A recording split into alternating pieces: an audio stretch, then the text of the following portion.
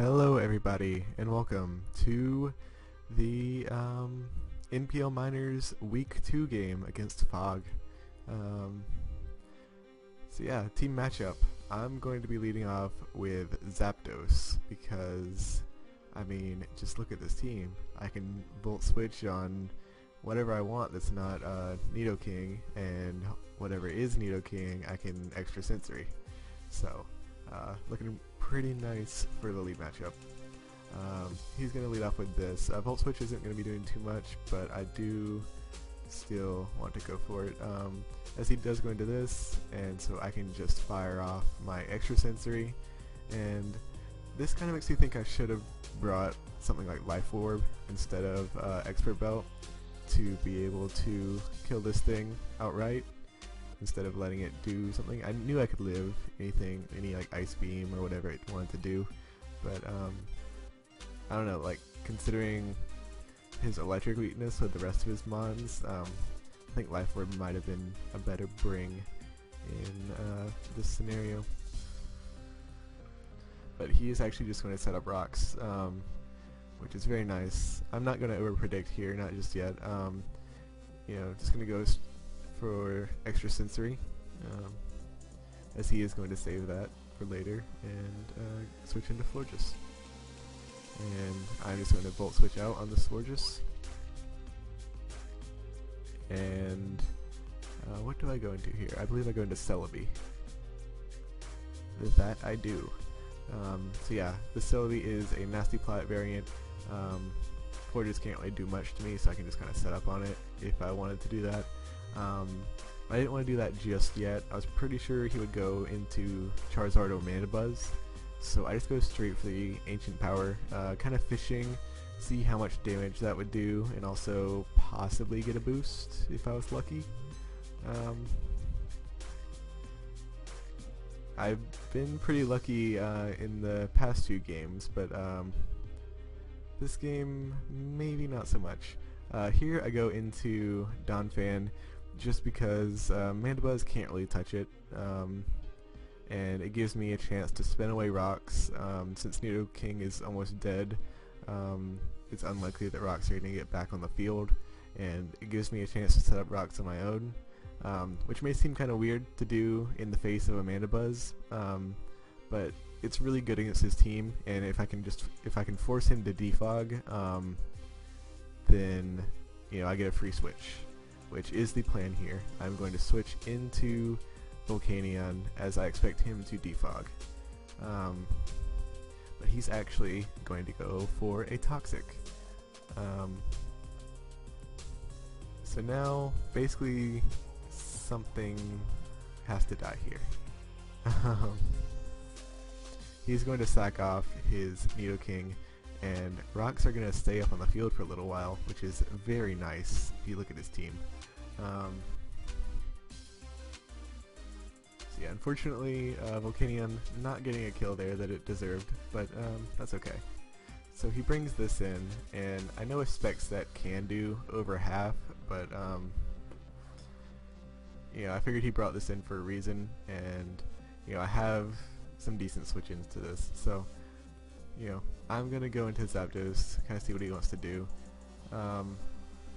as he is gonna go for his substitutes. So I can just Volt Switch out on this. He is gonna be able to get off an Icy Wind on me though, which will hurt, but it's not the worst thing in the world. Now here I could have gone into Celebi, but I was still kind of fearing the potential HP bug. I kind of thought he might not have it at this point, because I believe he's revealed 3 of his moves. Substitute, Icy Wind. Did he reveal Secret Sword? I don't think he has yet. But yeah, I was still fearing the potential HP bug, so I'm going to go straight into Mega Lopunny, because I know that after Fake Out damage, High Jump Kick will kill from this range. And if he goes into something to take the Fake Out, like Mandibuzz or Aerodactyl, it just, they're taking rocks damage, they're taking Fake Out damage, and Mandibuzz is just giving me a switch into Volcanion, basically. So yeah, as he is going to stay in with Keldeo and take the pick out damage, putting him in range of high jump kick, which basically nothing wants to take high jump kick and rocks at this point. But I miss. So yeah, remember what I said about being lucky? Yeah, that's not a thing anymore. I missed a focus blast last game, missed high jump kick this game, and it might possibly get worse.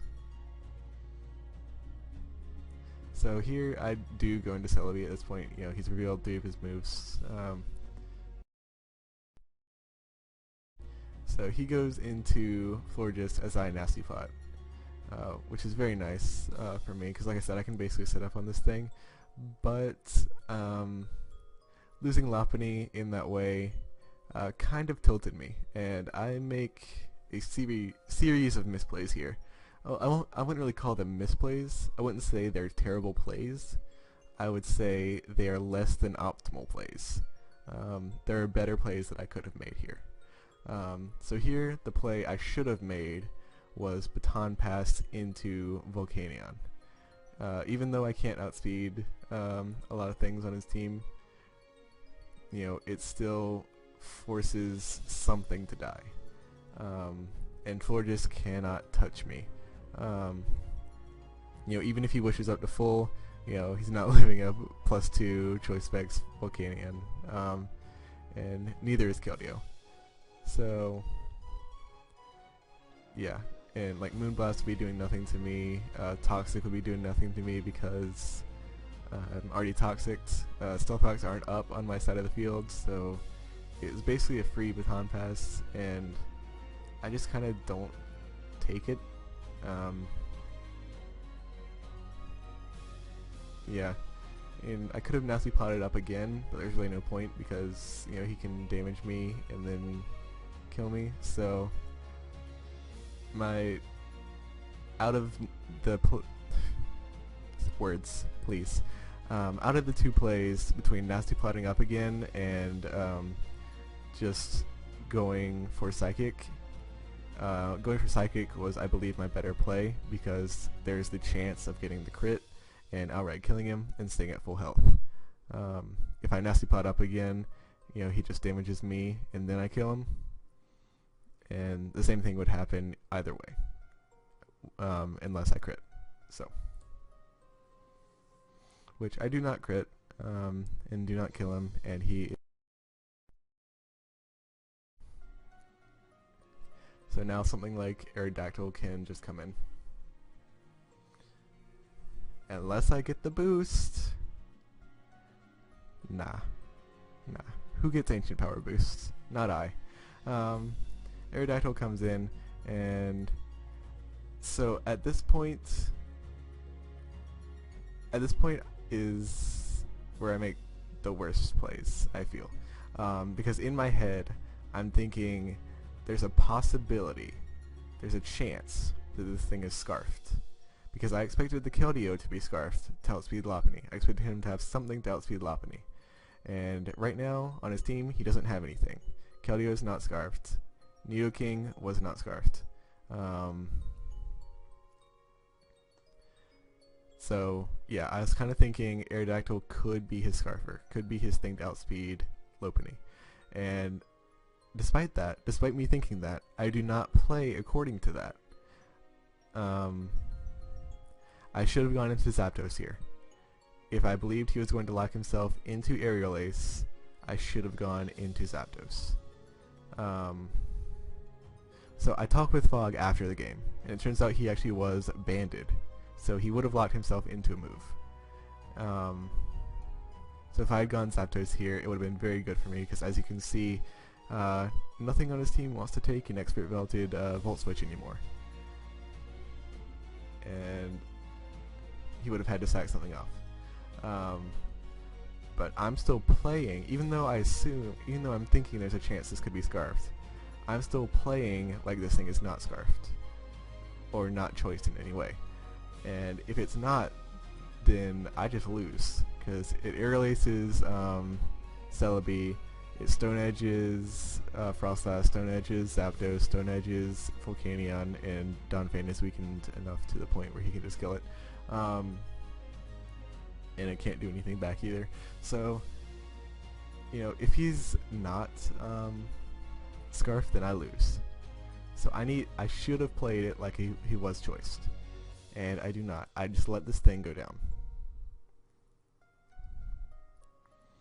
And I still do not play as if he's choiced. If he's not choiced, my only chance here is to bluff that I have a Focus Sash on my Frostlass, which I actually did have in prep and changed at the last minute.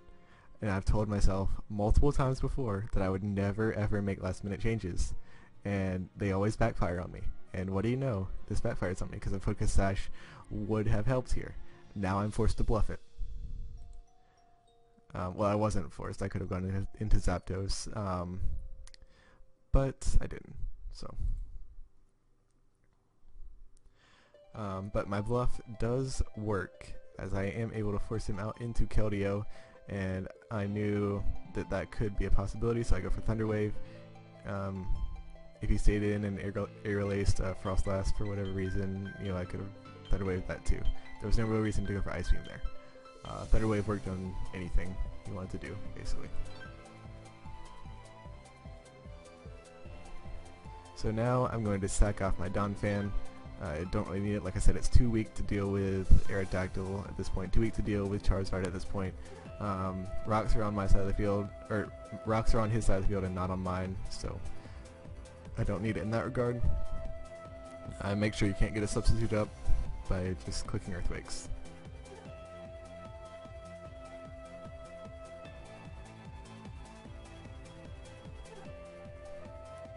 As he is finally going to kill me off with the Icy Wind. And so, in my eyes, the only way I'm ever winning this game is if he gets paralyzed a couple times and allows me to Agility and Baton Pass into my Volcanion. That is the only way I'm winning this game. Because the only other thing on his team that I could possibly set up on was the Mandibuzz. I could set up an Agility and Baton Pass on the Mandibuzz. But just the way things were looking in this game, I did not see him ever bringing Mandibuzz back out onto the field. You know, Frostlass Ice Beams it, you know, Zapdos Volt Switches it, and Volcanion just kills it because it's strong. So yeah, I personally didn't think Mandibuzz would ever be back on the field. He basically just needs Aerodactyl at this point. Stone Edges can kind of clean up my team, so I didn't see Mandibuzz coming back on the field, so I figured my best opportunity to try to set up and win this game was hoping for some Paras.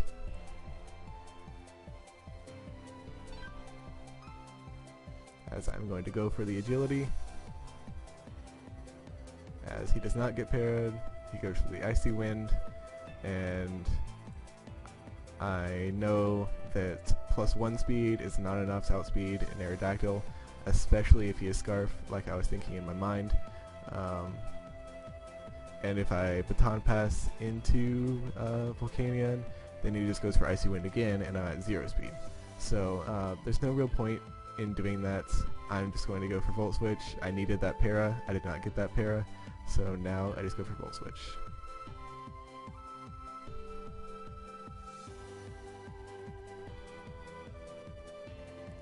The Keldeo finally goes down. It should have gone down on turn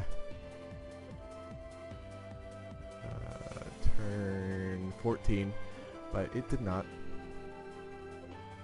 This is how it is. Oh, and look, he brings in Mandibuzz. The other thing I could set up on, but I'm now too weak to. So, I'm just going to Ice Beam him in the face. Try to save some differential here, as I am able to kill the Mandibuzz. It's now actually 3-2 in my favor, surprisingly. As he is going to go into Charizard. I'm going to Thunder Wave this thing, but I'm going to miss. Yep, that's just the kind of game this is. Don't think that one really mattered in the long run of things. It's just a smack in the face. And he now knows that I'm not Focus Sash and kills me off. And but I do get the Cursed Body, which is actually fairly nice because he does not have Earthquake. So he's forced to go for the Flare Blitz, and I can kill him with a Steam Eruption, bringing this down to a nice 1-0. Well, actually, I do have the chance to win still. He has to hit 2 Stone Edges here. I kind of already spoiled it, but can he do it? He hits the first one. Tense moment here.